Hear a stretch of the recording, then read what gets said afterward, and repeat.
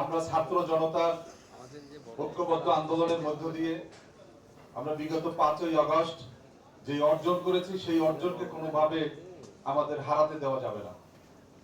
এই অর্জনকে বিপদগামী করার জন্য আপনারা দেখেছেন যে সোশ্যাল মিডিয়া থেকে শুরু করে দেশের পার্শ্ববর্তী দেশ ভারতে বসে অতীত স্বৈরাচার কিভাবে চক্রান্ত করছে, এই চক্রান্তের বিরুদ্ধে আমি মনে করি আমরা যেভাবে বিগত 17 বছর ঐক্যবদ্ধ ছিলাম, আমাদেরকে এখন আরো বেশি ঐক্যবদ্ধ হওয়া দরকার।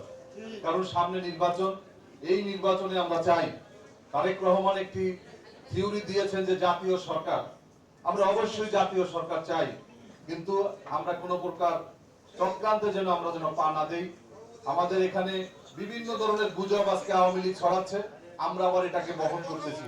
এই আমরা যেন বহন না করি, এটা জাতীয়তাবাদী ইসলামী শক্তিকে আমাদেরকে চোখ কান খোলা রেখে তারপর আমাদেরকে চলতে হবে।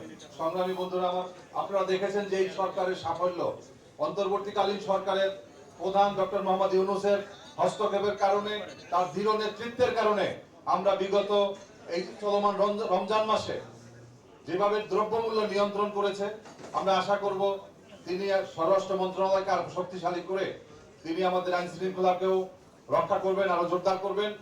সামনে ইফতার, আমি শুধুমাত্র দোয়ার মধ্য দিয়ে আপনারা ইফতার করবেন। আল্লাহুম্মা সাল্লি আলা সাইয়্যিদিনা মুহাম্মদ ওয়া আলা আলি মুহাম্মদ কামা সাল্লাইতা আলা ইব্রাহিম ওয়া